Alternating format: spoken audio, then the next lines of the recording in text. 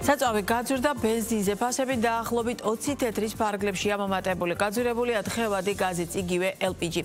თუმცა ბაზარზე ელიან, რომ ფასების მატება აღარ გაგრძელდება და მეტიც მომდევნო პერიოდში მოხმარებელი საწვავის გაიაფებასაც უნდა ელოდეს.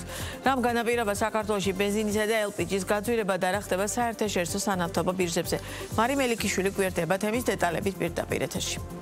გამარჯობა, მევესალმები ჩვენს მაყურებელს, უდრე საწვავის ადგილობრივ ბაზარზე ვისაუბრებთ. ტრადიციულად საერთაშორისო სანავთობო ბირჟებით დავიწყოთ, სადაც როგორც ანალიტიკოსები ამბობენ, ბოლო კვირებში მცირედი რყევები შეინიშნებოდა, თუმცა ნავთობის ფასის რადიკალური ვარდნა ან ზრდა არ დაფიქსირებულა. დღეისათვის 1 ბარელი ბრენტის ტიპის ნავთობის $67 ღირს, მსხვილი საერთაშორისო საინვესტიციო ბანკები დაახლოებით სწორედ ამ ნიშნულზე ელიან ნავთობის გლობალური ფასის დასტაბილურებას და პროგნოზირებენ, რომ წლის ბოლომდე ნავთობის მედიანური ფასი დაახლოებით $66 იქნება. მათივე განმარტებით ნავთობის ღირებულების დაბალ ნიშნულზე დასტაბილურებას ხელს უწყობს გლობალურად არსებული სუსტი მოთხოვნა და OPEC+-ის ქვეყნების გადაწყვეტილება ზაფხულში წარმოების გაზრდასთან დაკავშირებით. რაც შეეხება სუსტ მოთხოვნას, ის პირდაპირ კავშირშია ჩინეთის ეკონომიკის შედარებით დასუსტებასთან და შედეგად ჩინეთის მხრიდან ნავთობზე შემცირებულ მოთხოვნასთან. იმ ფონზე, რომ ჩინეთი ნავთობპროდუქტების ერთ-ერთი უმსხვილესი შემწყიდველია, ცხადია ჩინეთის მხრიდან მოთხოვნის შემცირება მნიშვნელოვნად აისახება ნავთობპროდუქტების გაყიდვებზე. მიწოდება კი, როგორც უკვე გითხარით, გაზრდილია, სწორედ მოთხოვნა მიწოდების ჯაჭვიდან გამომდინარე, ანალიტიკოსები ამბობენ, რომ წლის ბოლომდე ნაკლებად სავარაუდოა ნავთობის მკვეთრად გაძვირება, თუ მსოფლიოში რაიმე გაუთვალისწინებელი მოვლენა არ მოხდა, რადგან როგორც ვიცით, ნებისმიერი გეოპოლიტიკური და ეკონომიკური დაძაბულობა გავლენას ახდენს ხოლმე საერთაშორისო სანავთობო ბირჟებზე. მოთხოვნის ნაწილში ძირითადი კითხვები ჩინეთის ეკონომიკასთან არის, როგორც ისიც ბოლო პერიოდში გამოქვეყნებულ მონაცემებში ჩანს, რომ ისეთი აქტიური აღარ არის, როგორც წინა პერიოდებში იყო. შესაბამისად, პოტენციურად ამან შეიძლება წნეხი მოახდინოს ნავთობის გლობალურ მოთხოვნაზე, ძირითადად ეს ჩინური ბაზრიდან მომდინარეობს. ხოლო რაც შეეხება მიწოდებას, OPEC-ის ქვეყნები, ასე ვთქვათ, არ აპირებენ შემცირებას, ბოლო პერიოდში გაზარდეს კიდევაც ნავთობის შესაბამისად, რაღაცა მიწოდების ნაწილში წნეხები ამ შემთხვევაში ახლო აღმოსავლეთიდან არ მომდინარეობს. ძირითადი ფაქტორები ბუნებრივია, რაც მოქმედებს, არის გლობალურად არასტაბილური გარემო, სხვადასხვა დაძაბულობები, როგორც ახლო აღმოსავლეთში, ასევე გლობალურად. შესაბამისად, ეს ფაქტორები შეიძლება იყოს პოტენციური წნეხის მომტანი ნავთობის ფასზე.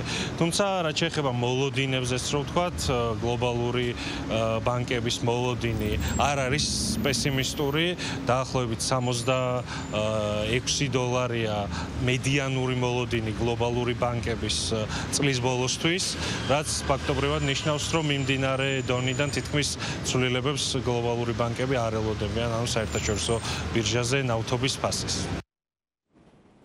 რაც შეეხება ადგილობრივ ბაზარს, საქართველოში ბოლო ერთ თვეში საწვავის ფასები დაახლოებით 4-დან 20 თეთრამდეა გაზრდილი, საუბარია ბენზინზე.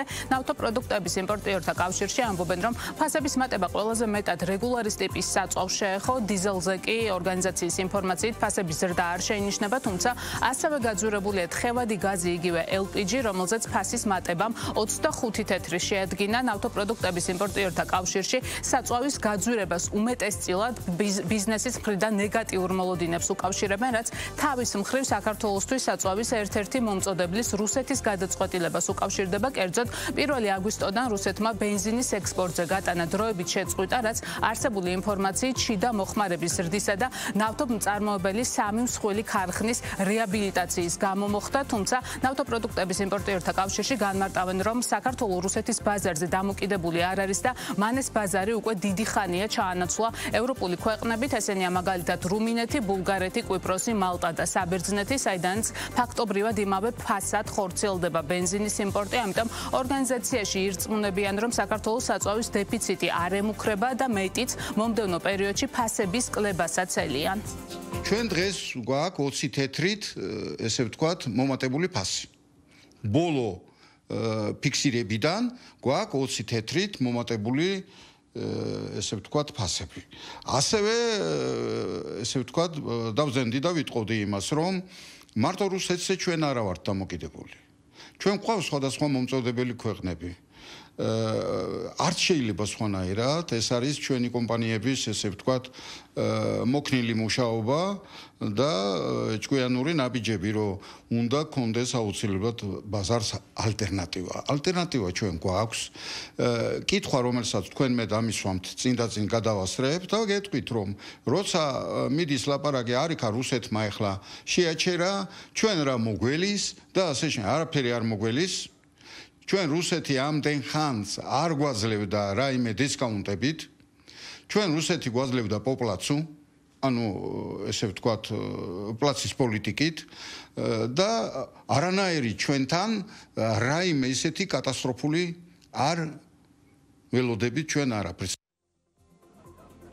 აქ საწვავის იმპორტთან დაკავშირებით ბოლო სტატისტიკურ მაჩვენებლებსაც გადავხედოთ. ქვეყანაში საწვავის მოხმარება ავტოპარკის ზრდასთან ერთად იმატებს, შედეგად იზრდება ნავთობპროდუქტების იმპორტიც. კერძოდ 2025 წლის იანვარ-ივლისის თვეებში საქართველოში 809,000 ტონაზე მეტის ბენზინისა და დიზელის იმპორტი განხორციელდა, რაც თითქმის 8%-ით აღემატება გასული წლის ანალოგიური პერიოდის მონაცემს. მადლობა, მარი მელიქიშვილი საუბრობდა ბიზნეს პარტნიორის ეთერში.